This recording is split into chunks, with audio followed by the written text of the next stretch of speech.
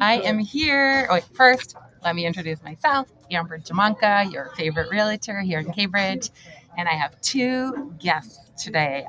Just doing my Move with Amber coffee time, casual conversations about real estate. We've been doing them on Friday afternoons. I am here with my favorite loan officer, Erin Sadlier of Movement Mortgage. Wait, did I say that right? Yes. And I have Bryn Moore Williams, who is a videographer extraordinaire, but also one of the most real estate obsessed people I have ever met, and can credit Bryn Moore with the person who actually got me interested and started in real estate when I first got started. So, Yeah, that and seems like a while ago. Oh yeah, that was like a good 7 years ago. Yeah. So today we are going to talk about renovation loans, and Erin has several different types of renovation loans, that conventional and FHA and some other ones that she's going to tell you about. But I especially want to spend some extra time talking about the FHA, the 203K. And Bryn Moore has personal experience of having used these loans multiple times, right? And so you're going to be able to jump in and give us your firsthand experience of all the different steps that Erin's going to talk about. And I'm probably going to just sit back here. I'm going to be here to jump in and kind of translate stuff. You're going to do my true and false. Oh, okay. Yeah. We've got some true and false questions coming up. Yeah. All right. Well. The lightning round. Yes. I get it. I'm going to talk a little bit in between. But thanks for having me, Amber. And nice to see everybody here.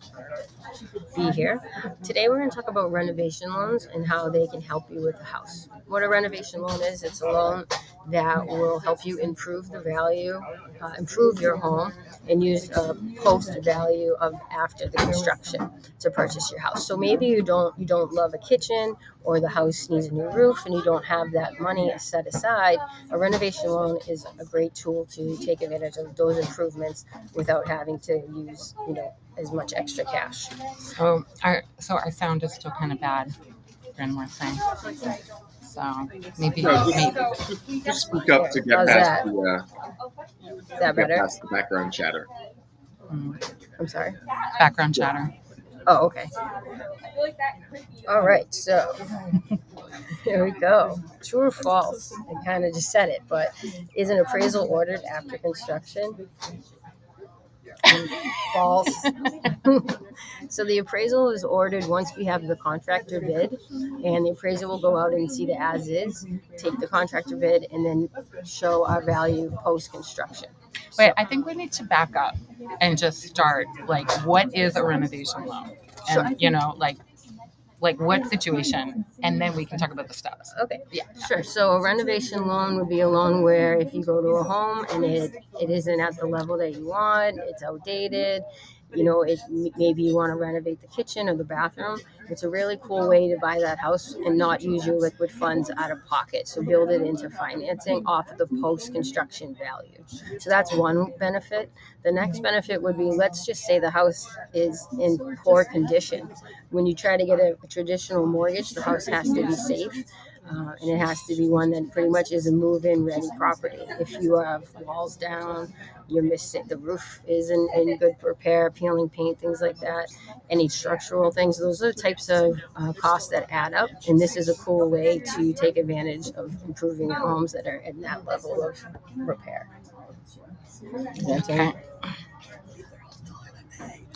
Wait, you think that we're having some technical difficulties. Just going to jump in right here. So, Bryn, you think that it's the headphone, that earbuds that are... Yeah, you can just put that microphone down and just talk up.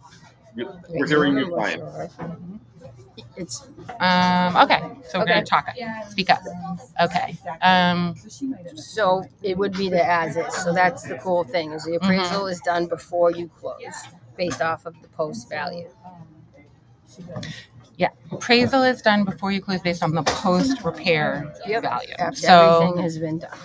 So just to break it down, you're buying a house, maybe it's a fixer-upper, or maybe there's just, you want it more modern. Instead of paying out of pocket for those renovations, you might be able to use a renovation loan to borrow more money, borrow money that would be based on what it would cost, what the price value would be after the repairs, right? Correct. Okay. And before we go any further, I thought I would just share my screen, and pull up the MLS, and we were going to just look at an example.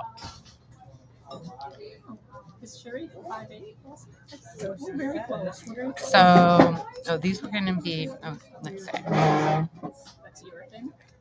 Let's open this up. Except, wait, I can't do that yet. Okay, this was the one that I thought would make a good fixer-upper.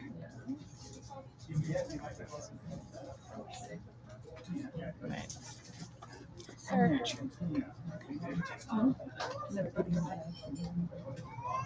Okay.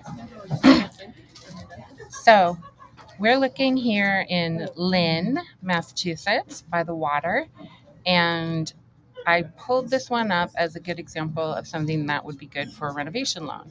It's listed at $549, so that's actually a pretty good price. It's a 2-family, so you could use the renovation loan for a single family, for condo, Yes. multifamily. I thought this was a pretty cool example to be able to look at a multifamily, which you might not normally think you'd be able to afford. So this one has been on the market for 59 days. So that's kind of a good indicator that it might not be in move-in ready. $549 is pretty low. You wouldn't necessarily know that, but I've looked at the prices. That's pretty low for a 2-family in Lynn. And let's look at the pictures. So it's not in terrible condition. It's just not in modern condition. Like, personally, I really don't like these drop ceilings. Nobody does. So, but you can usually pretty easily remove them and get more ceiling height. So that might be something that you would want to do. You got these old yucky linoleum floors. You get these, everything is just kind of old. So, just going through quickly. So you can see it's not in bad shape. It's got nice floors. It's got nice bay windows. Just has these like ugly drop ceilings. These cabinets look pretty old, like maybe they were just painted. They're kind of falling apart a little. Yeah, so to go to your point, kitchen renovations are one of the things that we see a lot. Mm-hmm. For this exact reason, they're so outdated. Yeah, so maybe you're just getting a single family and it's not a fixer-upper, it's in pretty good shape, but you want a brand new kitchen. And then I also wanted to just pull up something that I thought was a similar property of what the value might be after renovation. And let's see. Wait, was that the one? No, that was one of the oh shoot, I had it. Wait, take this out. Yes. Lynn. Sorry guys, I thought I had it ready. Let's see. Help me find the one. Oh wait, are we on multifamilies? Oops. Okay, let's see if we can find I think it was this one. Well, let's just look at this one. I mean, that might be a little high. Well, let's just look at this one. It's very similar. The other one had a total of 4 bedrooms. This has a total of 5 bedrooms. But this one, you can see the after, or the current value is almost $800,000. And this one doesn't have pictures. Well, probably not a good sign that it's great inside. So it might be perfect. This one? Oh no, that's a 3-family. Where's the one is it this one? No, that's our, okay, so here's our old one. Here's our fixer-upper.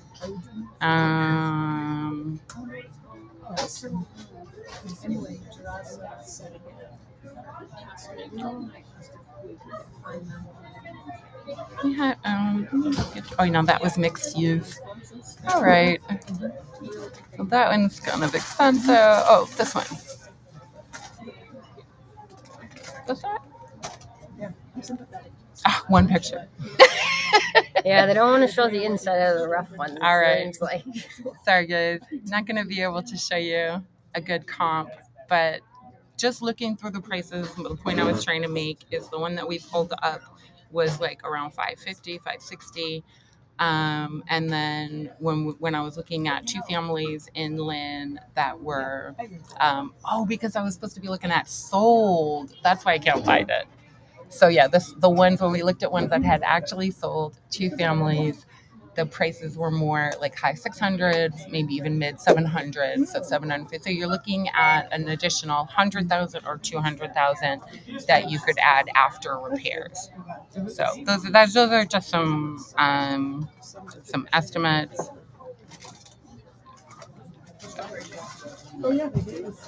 Here. Oh wait, we'll do that. Oh yeah, I was gonna do.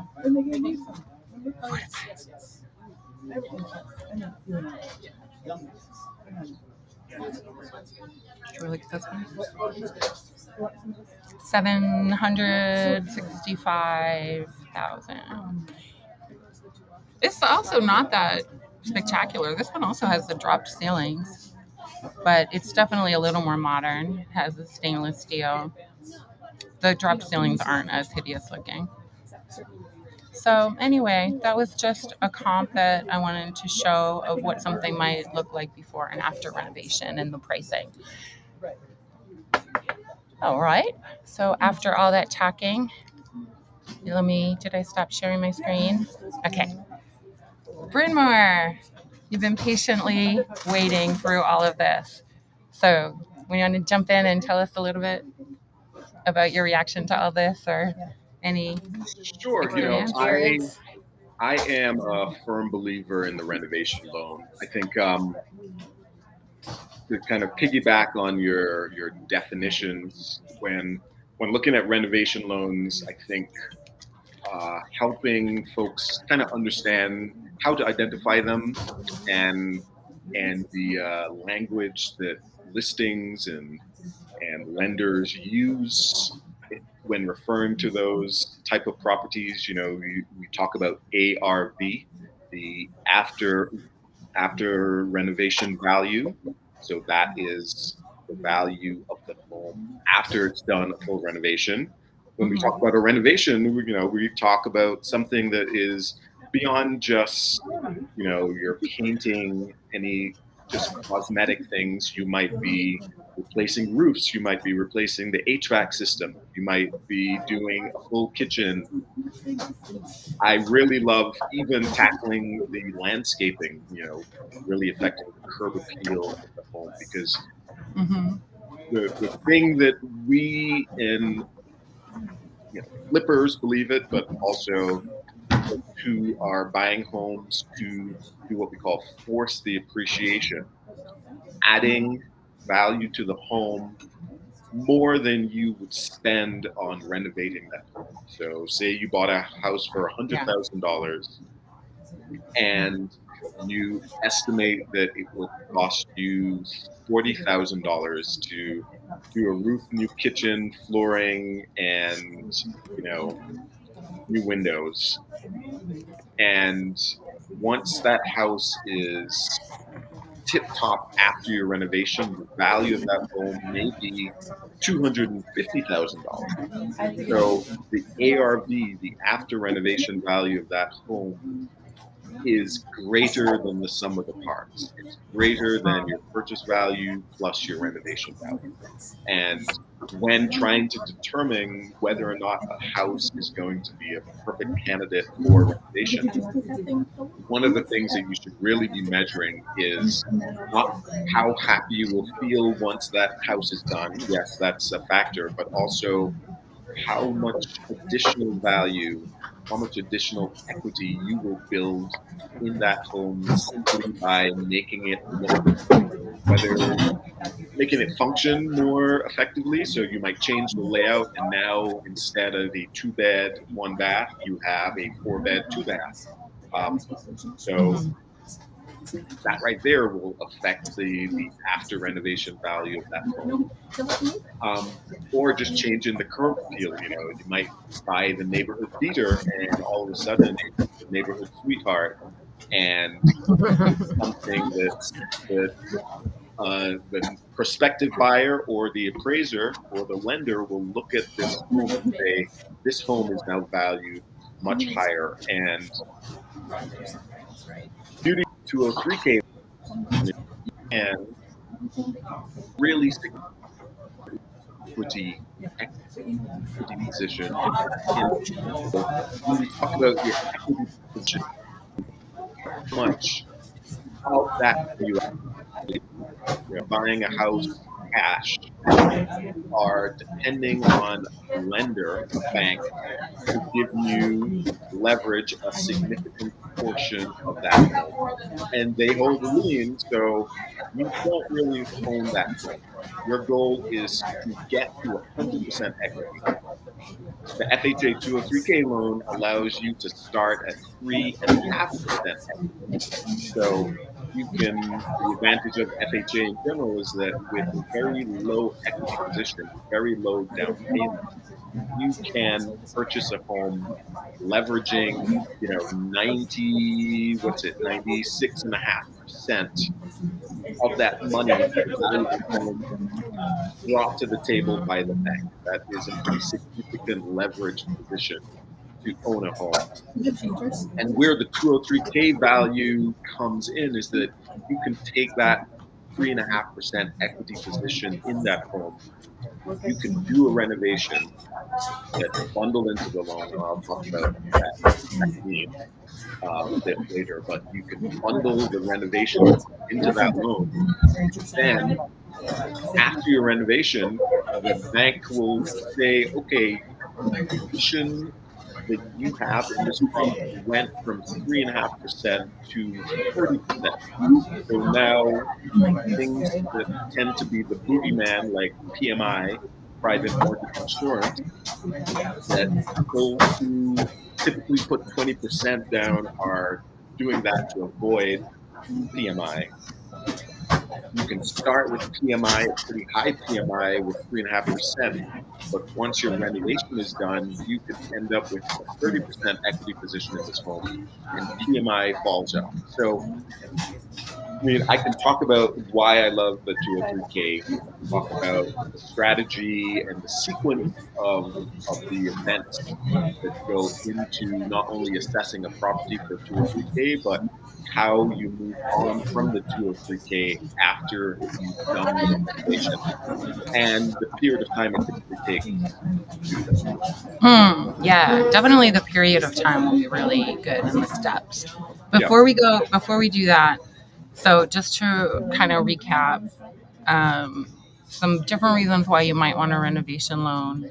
One is extra money for a renovation that you might not have in savings. Two might be that this would be a type of loan that you would qualify to get a house if the house was kind of in disrepair and you wanted that house, but a conventional loan, the lender would be like, no, we can't give you a loan for that house. Whereas the renovation loan, even if there were some issues, peeling paint, whatever, you could still get the loan for that house and include the money for the renovation. And then a third reason might be if you really want to do like a fix or flip or to really increase the value of a home kind of exponentially, like Bryn Moore said, you you borrowing a little extra, making some improvements, but then really increasing the value, either to sell or to live in or to refinance. So, any other reasons that I didn't mention? I think you Oh, have it. Those are, yeah. I mean, those are all the good whys of a renovation loan. All renovation loans aren't created equal. So I think that we should make a distinction that typically when people talk about a renovation loan, it's a separate loan from your mortgage. It has different terms. Those terms usually aren't the 30-year and 15-year terms that you see a mortgage, a conventional mortgage having. They will typically have um, different interest rates as well. And a lot of times, if someone is struggling to just simply qualify to purchase a home, it is it is pretty certain that they will also struggle to qualify to get an additional renovation loan, especially one that will offer them significant funds to do major renovations.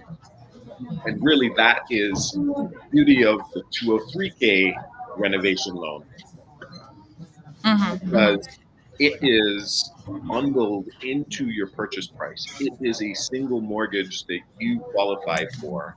And you then, with that renovation loan, have the exact same interest rate, the exact same 30-year term.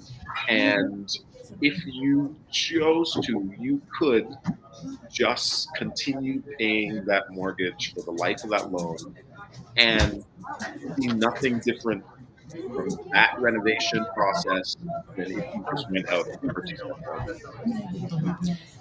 So this is great. I want to come back to you, Bryn Moore, and ask you about the process a little bit. But first, I want to come over to Erin. Um, do you want to talk about some of the different types of renovation loans? Maybe not go too much into all of them, but because I think we're going to focus a little bit more on the 203K, yeah. but just kind of mention some of the other. Sure. So 203K loans are the federal housing loan for the FHA. There are conventional loans, so Fannie Mae and Freddie Mac have their own, and VA as well. So you can use the VA and the FHA, and then Fannie Mae and Freddie Mac. They are pretty different. The FHA loan is going to be a little bit more liberal in some ways of what things you can do, and also just the loan in general is. But they're both excellent products to look at, and again, we determine one from the other based off of your income, assets, credit, and then also what repairs you're doing in post value. So those are the types of loans that you can utilize for. But it sounds like that the 203K standard is one that Bryn Mawr has used a little bit. Am I right? Yeah, a lot bit. I'm a firm believer, and I think one of the things that would be definitely useful to point out, Erin, is the people always assume that an FHA loan is a first-time home buyer loan, that you cannot own any properties before ever using this loan. They also think that there is an income restriction, that you have to be a low-income earner in order to use the FHA loan. So before I jump into the hows and the how longs, do you have any distinction with the VA and the other conventional renovation loans for whether or not you have to be first-time home buyers, whether or not you have to your income there is a first-time home buyer conventional, but there are others that are not first-time home buyers. So you're not restricted to being a first-time home buyer and have no options, but there is one designed for those. So Great. 203K. So 203K, the FHA loan is just for primary residences that you're going to live in. So can you own a current home and still get the FHA? You can. If you have another FHA loan, there are restrictions on where and the the FHA, having other FHA loans. So that could be a problem that you might have if you have, another existing, but you can have other mortgages. So just to recap, the Homes, FHA, which is also the 203K that we're talking about, is intended for people who want to live in the home. So that is the restriction. There are, as Brendan will tell you, there's ways to refinance and not be stuck in that for forever. But the intention really is for that. So if you were going to just do like a regular flip where you just bought the place, repaired it, and then sold it, then the 203K would not be. Well, the 203K loan's designed for you. It's not a flipping product, so it is designed for you to live in in your home. Any of these products are not designed for flipping. Gotcha. Right. So, and also to clarify, they're not necessarily designed for investors. They're primary residents. Even if you choose not to sell and flip, if your hope was to use it as a rental long term, that's still not allowed. And just like any primary residence mortgage, like owner occupied mortgage, FHA dictates that you have to be the owner occupier of that property for at least a year. That's. Oh, I thought it was 2 years. Is it? Yeah. Is it 1 year? Yeah, and that's across the board for all mortgages, all owner occupied mortgages. And again, as Amber mentioned, there is no restriction on whether or not that will limit your ability to refinance out of that FHA loan. And we can stack up the terms and the advantages and disadvantages of that. But I'll discuss that while talking about my process, because the refinance is definitely part of that process. Mm-hmm. Yeah, and one thing, the conventional loan does allow for investor single families. So just to mention that. So a conventional loan, if it was single family, they could use it as a flip. Well, it's not designed as a flip. It's not a short-term lending product, but you could use it as an investment property. So they could rent it out. Yes. Gotcha. Right. Yes. Yeah, and typically what you see is that loan requires, even though it's a conventional loan, you are putting more equity down, so your down payment has to be higher, and you're typically getting a point higher than if you were an owner-occupier for that property. So it's still even though it's a conventional, it's still different terms than you would get if you were an owner-occupier. Owner-occupier is still the best term to get. Correct. Awesome. So, did you want to say anything else before Brendan tells us his experience? I think we'll listen. That's what people want to hear. So yeah, awesome. So, yes, tell us, maybe pick one of, first tell us how many you've done, and then maybe pick one that is your favorite example, and tell us the steps. And even if you can, talk about some of the costs of like the estimates of the renovations or any of that. Okay. Any So real numbers would be. Yeah. So I guess in big picture terms, I am a novice because I've only done 2, but doing 2 of them is a pretty extensive period of time. The renovations take a while, and I did easily 3 years of research before doing my first. So I ended up teaching my agent, my real estate agent, all about 203K loans, and that agent was able to then teach the seller's agent so that we had a very fair assessment of our offer and a roadmap to identify any hurdles that might exist and setting sellers at ease about this product, because typically, you hear all the time and you read all the time about the unattractiveness of an FHA offer, and people say that for a number of reasons. You have low equity position, so a seller looking at your sort of risk and your commitment to that purchase might determine that your 3.5% out of pocket position either says that you don't have enough money. So if there are any unforeseen things, whether there's some appraisal gap, whether there is some negotiated repair that's on the buyer side, that somehow that buyer with only their 3.5% down payment would not be able to commit to that, and therefore the sale won't close. So sellers typically look down at FHA buyers for that reason. Um, Also, the FHA buying process without the renovation part of the FHA loan requires an inspection where there are requirements for safety and for layout and whatnot, the condition of this home. So a lot of times sellers don't want to risk having either be burdened by repairs they have to do before they close, or that the sale might fall through because this strict FHA requirement for inspection isn't met.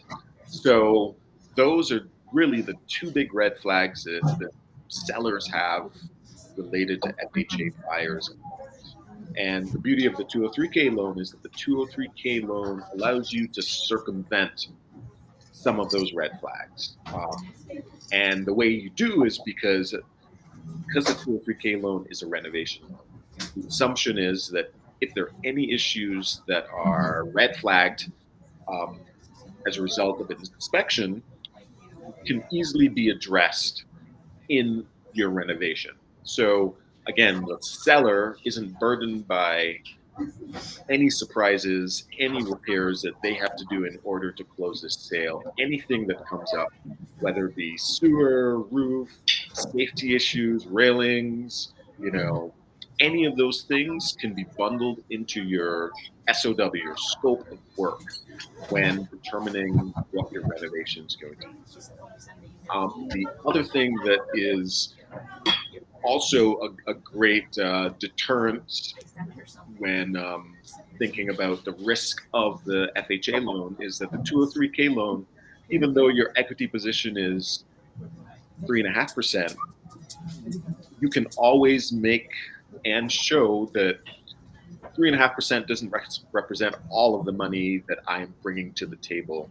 There are additional funds available either through the loan or personally that will allow me to address even more of the renovation needs of this property. So a lender or a seller isn't going to be critiquing you if your argument is the 3% is really just an initial primary finish loan. We are actually going to be investing way more money. Hey, we're here again. Yeah. We meet again. I'm on live. Say hi. My new haircut. Yeah. My best friend from 7th grade, people. Who we run into here at the cafe. Everybody from all generations. So. Nice. Yeah, you're the only one I person I see a lot. But the guy at the hair place dried my whole hair. It's just usually looks great. Nice to see you. You too. Take care. You too. Oh, Cambridge. Know everybody. Yeah. Yeah. So there's the confidence as a buyer that you know that you are going to be investing more money than just that 3.5% down.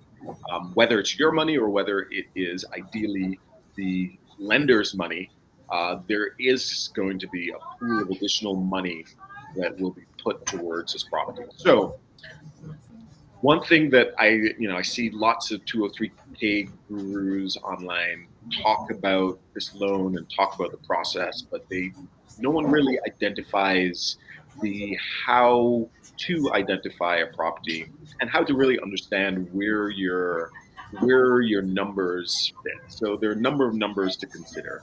There's the purchase cost, which is a very clear thing to figure out.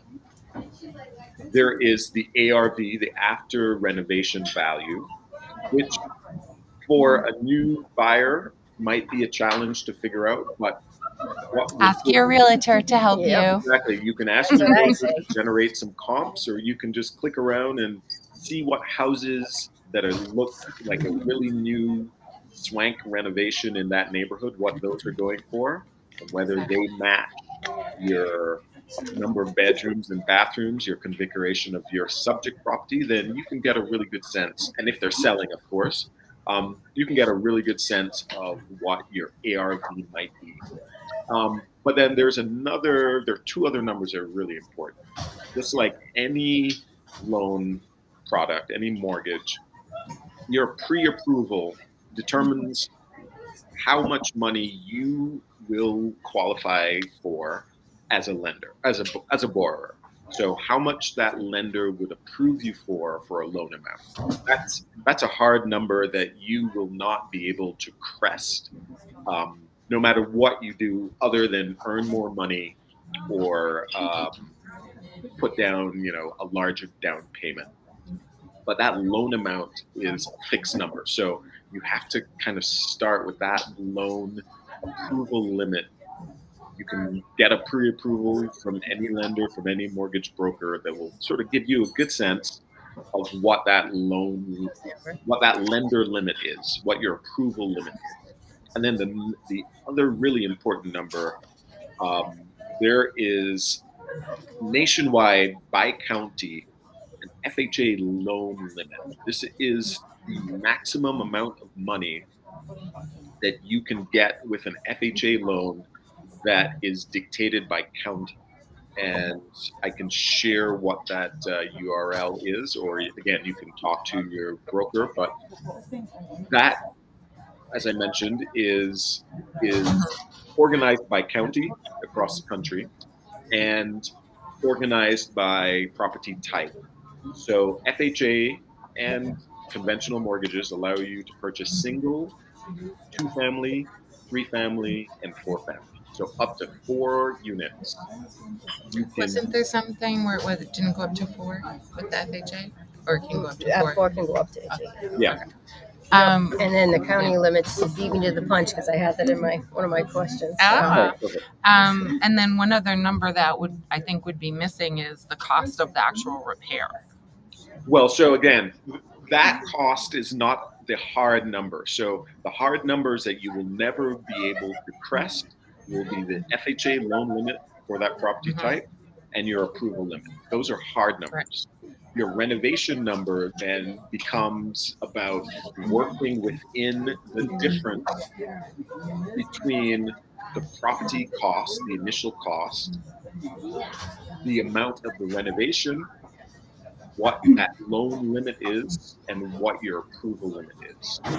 All of those things. So say, for example, here, let me look up Cambridge, beautiful, lovely, expensive Cambridge will have, and of course, this loan limit page is one of my always favorited pages on my Obsessed. You're obsessed. You have to know your loan limits. So Cambridge is what county? Hampshire? Middlesex. Middlesex. Okay, so Middlesex County for a single family home, right now the loan limit is $828. Yeah, good luck with that. $828,000. Well, when you're buying in Middlesex for that price, you're not buying in Cambridge. I am sorry to tell you. Most likely. Well, the beauty of it is that Middlesex County encompasses more than Cambridge. So Yes. the thing that is magical about this is that once you start looking at counties, you can get that same Cambridge, that same Cambridge high valued loan limit, but go a couple towns over and then start getting really good bang for your buck. Yeah, that's a really good point. If the comps support that. Again, the comps have to support what that ARV is. So we can do a hypothetical calculation. say the loan limit is, I'm gonna interrupt you real fast Of though, course. because I have to leave by 2:30. I think we're What time is it now? 2:29. Oh, 229. So, you gotta jump off right now. unfortunately. Yeah. I'm sorry. Okay. What- That's what- okay. Brynmore and I can keep talking, but Yeah. what do you want to say before you go? If you have any specific questions, my information is in the chat, and I can go through everything with you one-on-one. Yeah. We have such a good explanation here to get some of the basics down, and we can do one-on-one combos. So, And I Yes, just should reiterate that your broker, your mortgage broker is your best friend. So yeah, yeah. try to- Two best friends. two best friends. Your You know, a lot of realtor and people- your lender. A lot of people just submit a mortgage app, and the relationship is just simply about delivering paperwork and documents. But really talking to a mortgage broker to understand the products and understand how you can be positioned as an attractive buyer, even on a limited income. That's really where the power of a mortgage broker comes in. So Yeah, and I do a very thorough review with everyone, even if we're not doing reno, and explain to them specifically what loan product and why, what part of their specific profile puts them best into that, and then I also tell them what products they're not in and why. So that way they'll know when they hear their cousin say, "Hey, I did this loan," they'll be like, "Oh, Erin told me I don't need to do that because my credit score is 780." Right. Whatever the detail is. Mhm. So we make sure that the education part is done up front. That's something I focus on significantly. So the buyer, I always say, if you don't like the way I talk, you might want to work with me because we're going to talk a little bit and we're going to go through all the education so you'll know everything up front. So Right. that's my part of it. All And I'll leave you too for the numbers. Nice to meet you, and Nice to meet I you. will see you soon. I'm gonna scoot behind you. Oh, thank you. I get your new pencil, okay? Okay. Yeah, sure. Oh, Off the top. she was stressed. She broke my. I do it. I don't have my ball. I usually have a little hand thing. She used this. What do you call those? Like a Fidget toys. fidget spinner. Yeah, I have those. Right, thanks, Erin. Thank you so Bye. much. Talk I'll talk next to you soon. week. I will talk to you ASAP. Okay.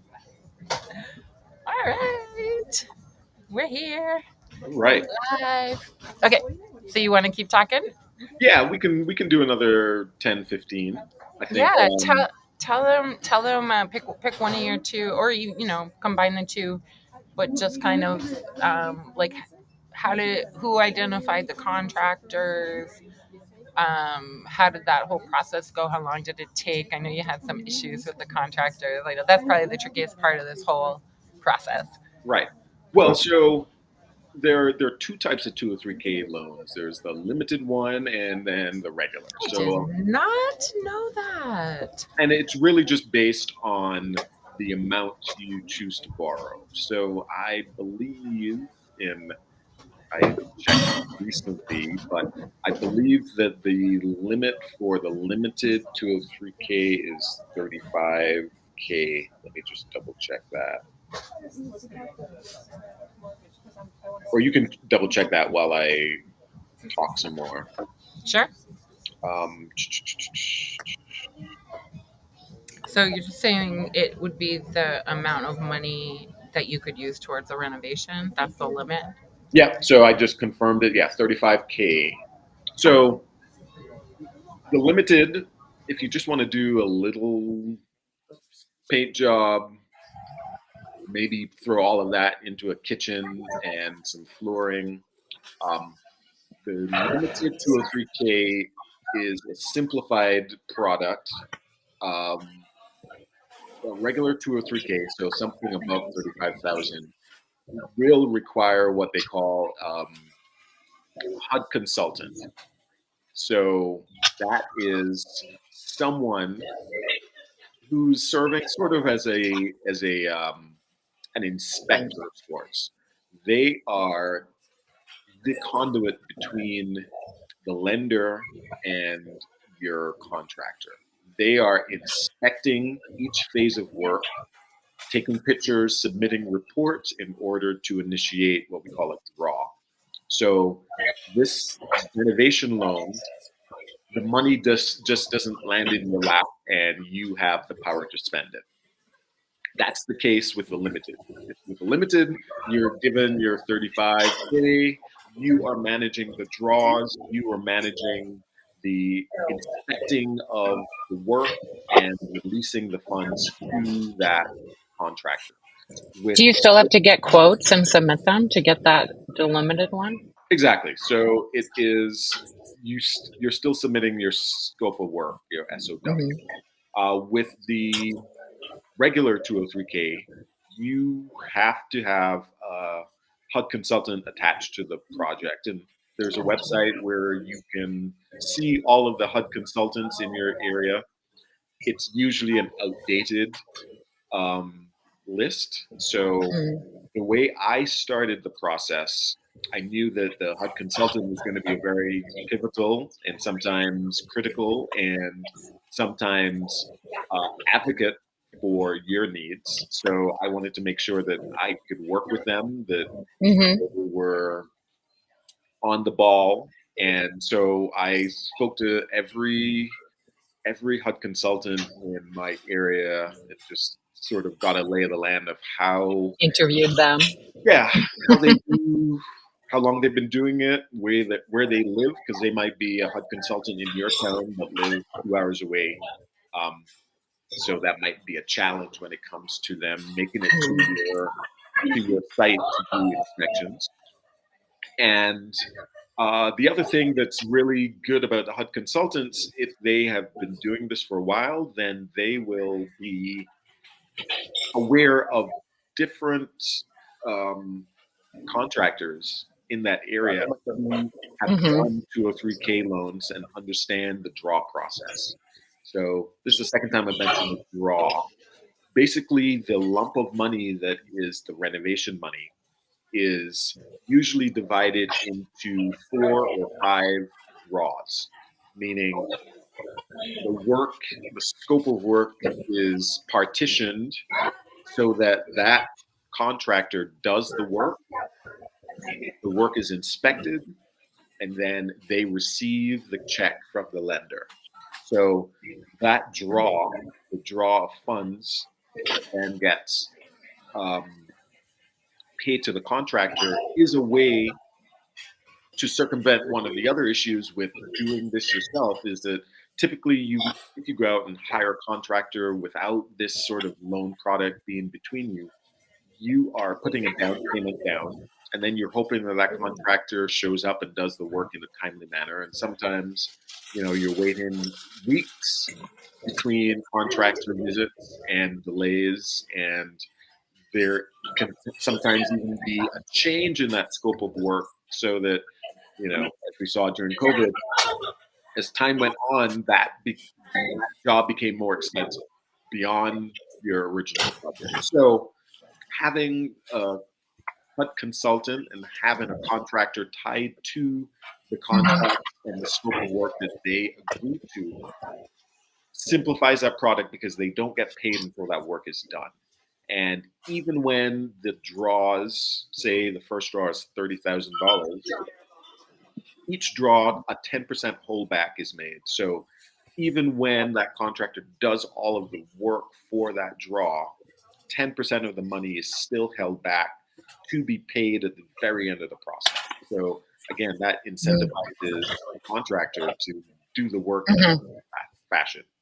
Beautiful. So given how hard it is to find good contractors, and that it seems like contractors are always busy and always booked, how hard is it to find contractors that are willing to work with this type of loan, given that they're going to not get their money up front? They're not as able to kind of change the scope of work to adapt.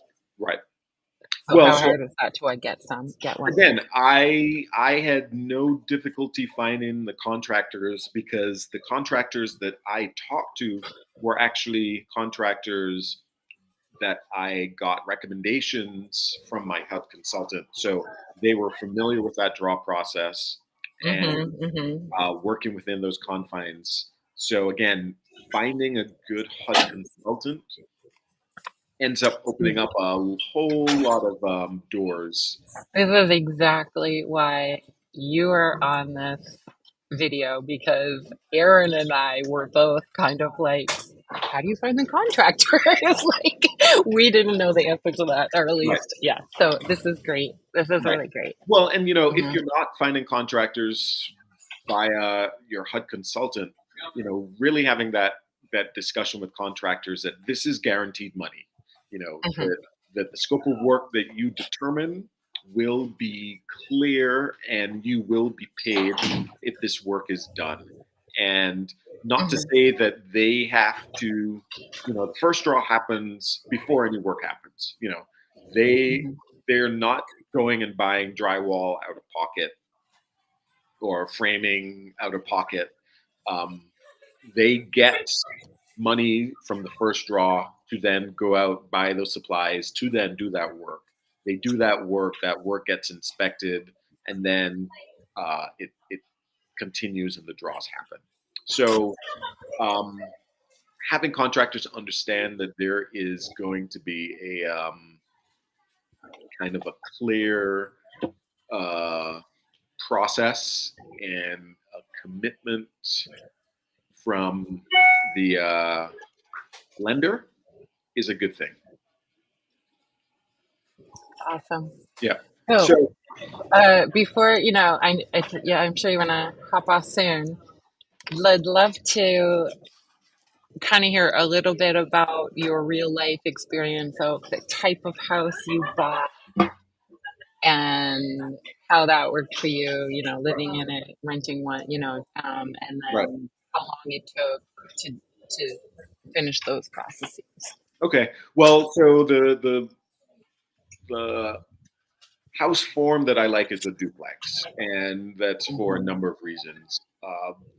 The main one being one of the requirements for FHA, and you might have seen or hinted at this when you were asking about the unit count that is eligible. You can buy 1 to 4 unit properties with an FHA loan, a 203K loan, but anything above 2 units, so 3 units and 4 units, have to pass what they call the self-sufficiency test, which means that the the gross income, the rental income for those units have to cover your PITI, have to cover your principal, your interest, your tax, and your insurance costs. And Gotcha. a lot of times in most markets, you don't find, especially with these rates currently, you don't find 3 and 4 unit properties unless you're doing some amazing renovation and you can Hmm. say you're going to get top dollar for these. A lot of Yeah. times, Also, yeah, a lot of times Mhm. that income, that total rental income does not cover PITI. So Hmm. Hmm. Hmm. that property would not qualify for an FHA. Right. Right, right. And then also just one thing to kind of add is that I also love two families, especially for people who want to live in it, but then also have some investment income.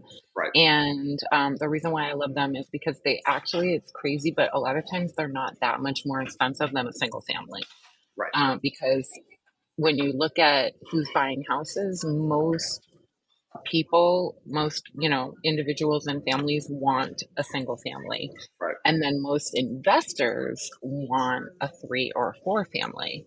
So that 2 family is like not really a sweet spot for individual buyers or for investors. So for somebody who is kind of in between, and you're not going to cover your whole mortgage, but you're going to probably cover more than half of it so that your own part of the mortgage is less than you would be paying if you just were covering it by yourself or even renting.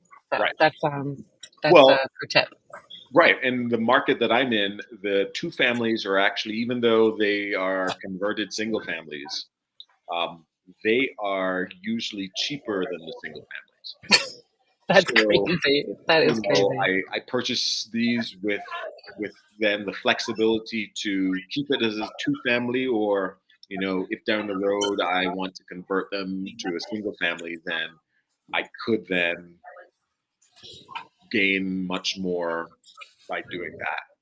But Oh, quick question. So when you have a two family, are you able to count some of the potential rent towards your income and qualify for more of a loan? exactly. So that's Yeah. the beauty of hmm all multifamilies, that hmm they count 75%. A lender will count 75% of that rental income towards your income column when determining hmm your debt to hmm income ratio. Yeah. So these are all, I feel like of all the different types of house hacks, like this is really it. This is like the one that people should really know about and pay attention to. Yeah, I'm a firm believer of the in the 203k. So having hmm done a couple of them, uh, just broad numbers. Um, hmm the purchase price, the difference between the purchase price and the loan amount, the loan limit. So fortunately, I was able to get approved for that loan limit amount. So that hmm I talked about those two fixed numbers. I hmm aligned those two numbers by being approved for up to what that loan limit was. So hmm I hmm knew that I could maximize that loan limit, and that loan limit hmm doesn't count your down payment, your 3.5% down payment. So you are still going 3.5% over that loan limit for For the your amount. purchase price, No, or not for not the the purchase not price, the purchase price, but for the total. for your yeah Yeah, for the yeah. available money hmm for renovation. Right, So right, right. I was able to have available to me about 120k for renovation, um, buying the beater of the neighborhood, and did a So full you bought the ugliest house on the nice street. exactly, and did the renovation. And the key with the 203k, just like any FHA loan, the challenge is that now you have PMI, private mortgage insurance, for the life of the loan if you put down less than 10%. So that can be uh, an unattractive thing. Typically, PMI falls off when you get 20% equity. With FHA, So if you put it's less than one of 10% down, mhm. you have It's PMI. one of the reasons why you would potentially want to refinance out of it at Right. some point.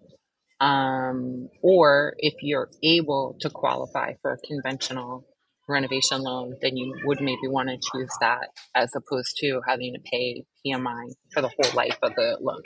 Right. But the FHA or the 203k allows a lot of people to qualify for a loan that they normally wouldn't qualify for. So Yeah, that's and even though the I think the credit approval limit for FHA they have at like 580. I mean, the reality is that if your credit's at 580, you're not getting approval for a loan. gotcha. So on paper, 580 Low is, 600s. but yeah, I think in reality, you're looking at low sixes to get any sort hmm of loan approval in at least an East Coast market Yeah, or a yeah. West Coast market.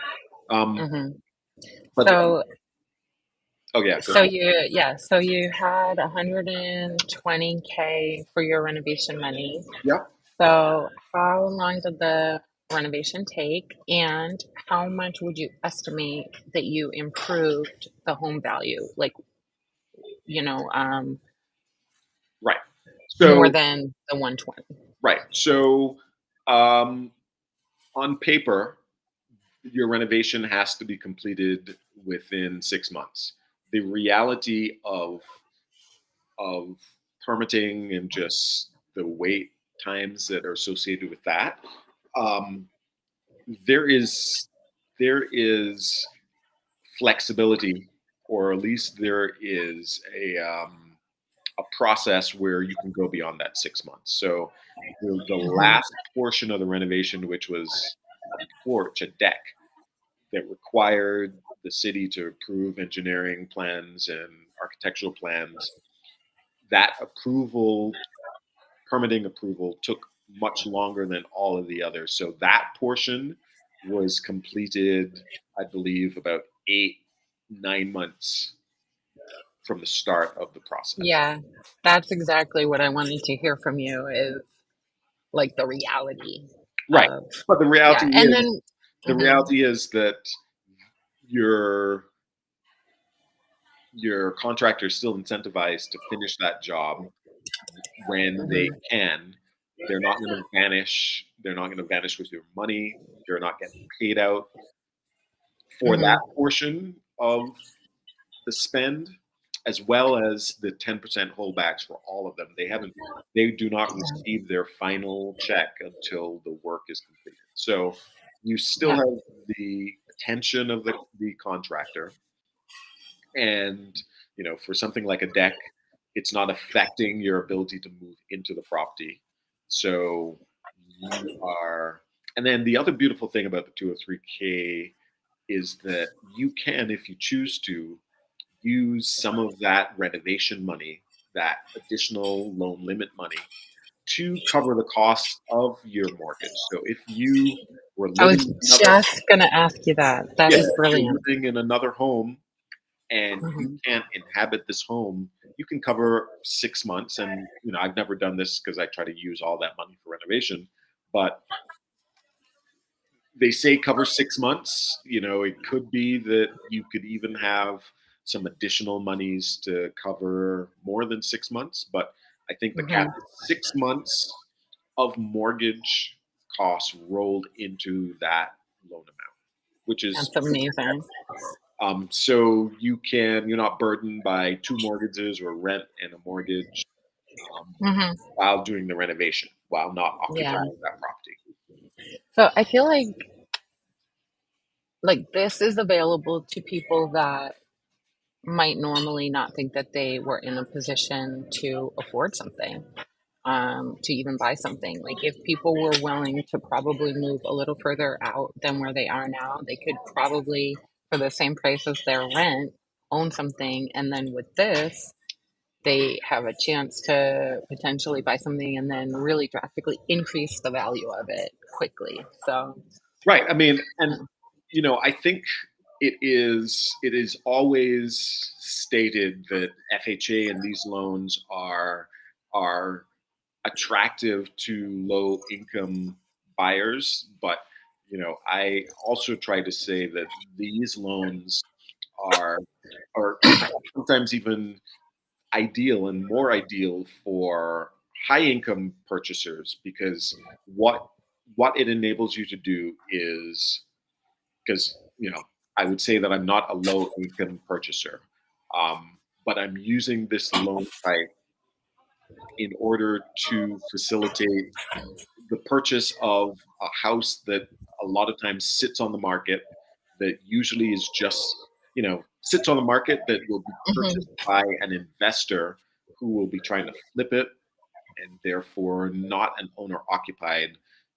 These Right, I've right, done, right. I've occupied them for Yeah. significant periods of time. And Hmm. what it enables any purchaser to do is to look at a home that does need a lot of love, that you can be adding value, and you can be a valuable asset to that neighborhood by not only being a resident Hmm. of that neighborhood, but by fixing up what might not be the most appealing property in that neighborhood.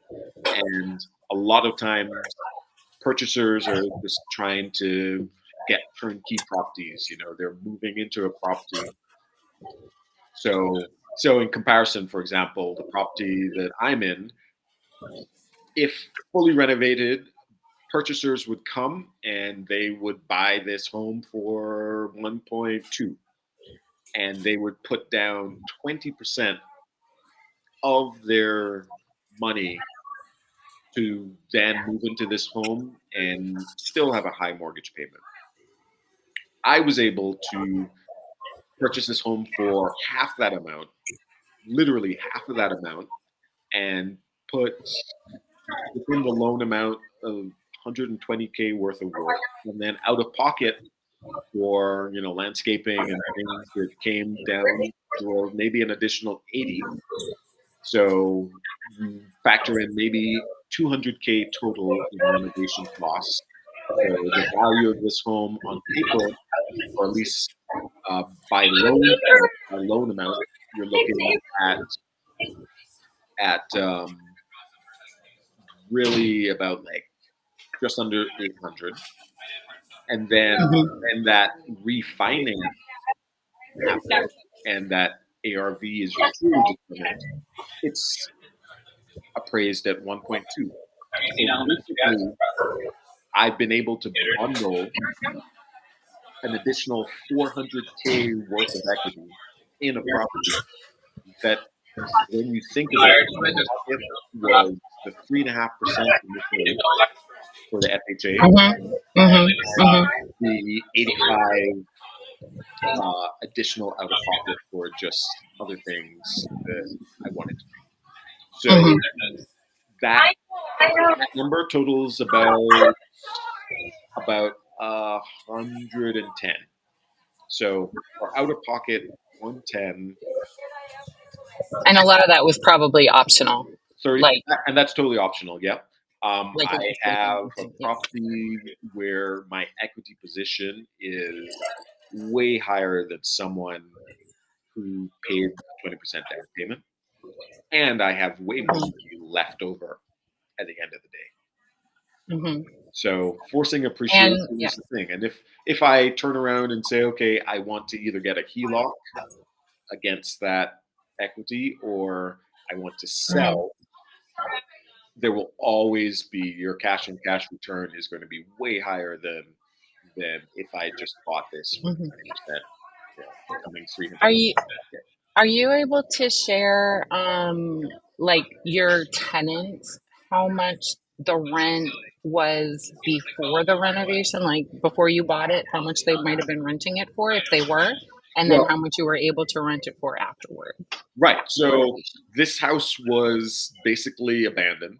So no tenants. But again, if I were to rent in the condition that it was in, then it's a 2-bed, 2-bath for the rental unit, then I probably at best would have been getting $1,200 at best. Now tenants in there are paying $27 a month. So you more than doubled. Oh yeah, absolutely. And that's a steal because you have great landscaping, parking, Wi-Fi, security cameras. You have a very comfortable apartment that lives like a single family home with the amenities that come with a single family home: front yard landscaping, backyard landscaping, and everything around you is inside and out is newly painted, newly renovated, and tip top. So it makes my management much easier because folks who come appreciate that and pay for that, and they take care of that. And I'm living right below, so managing becomes even easier.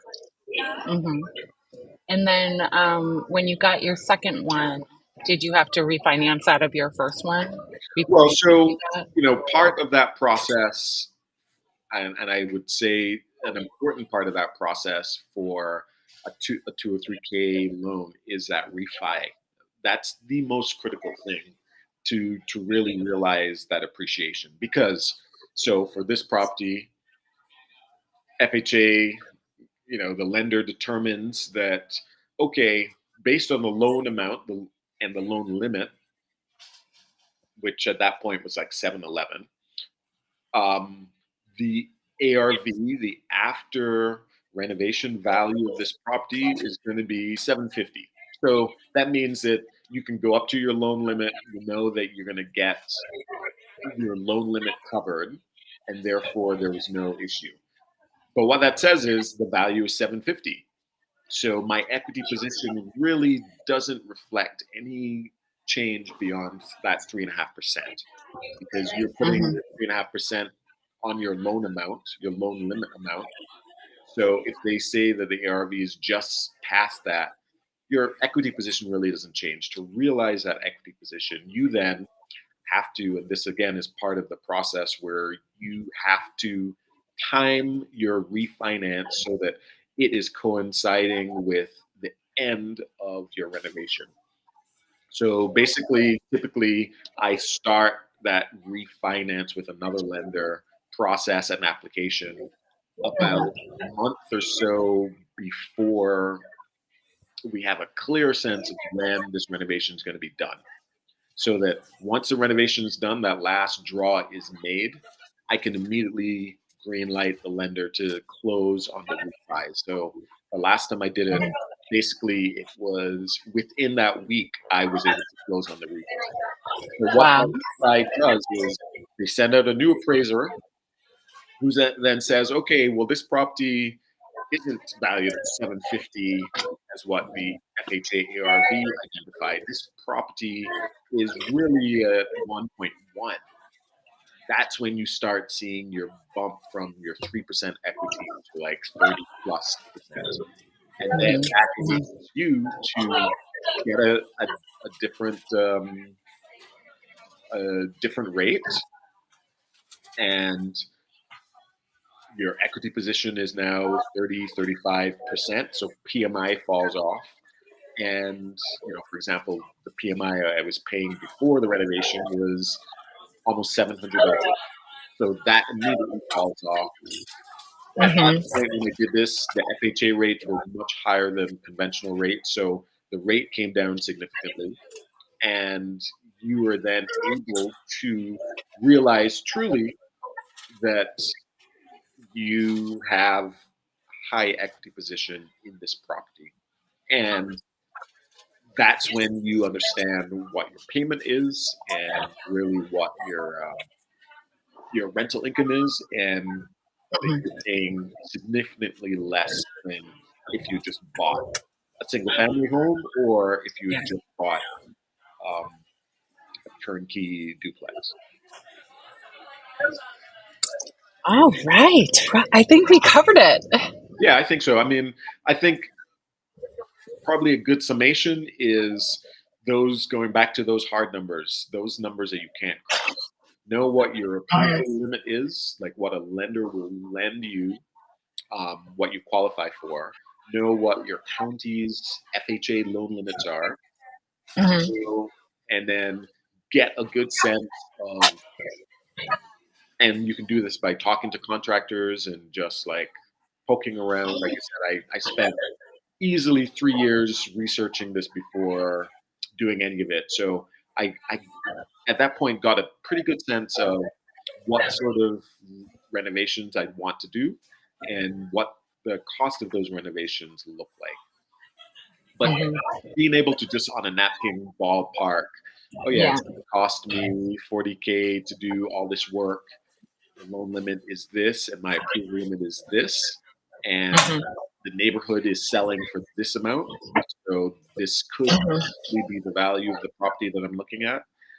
That determines helps you determine what an ideal property is. And then the other thing that people don't realize, you could take a single family with an FHA loan and turn that into, if the zoning permits, turn that into a two family, Oh. that into a three family. So Yeah. really Yeah.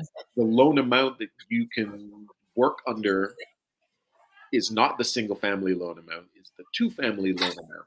So all of a sudden you get this tremendous bump in what's available for your renovation costs, and your ARV, your after renovation value, is looking at this property as a two family rather than a single family.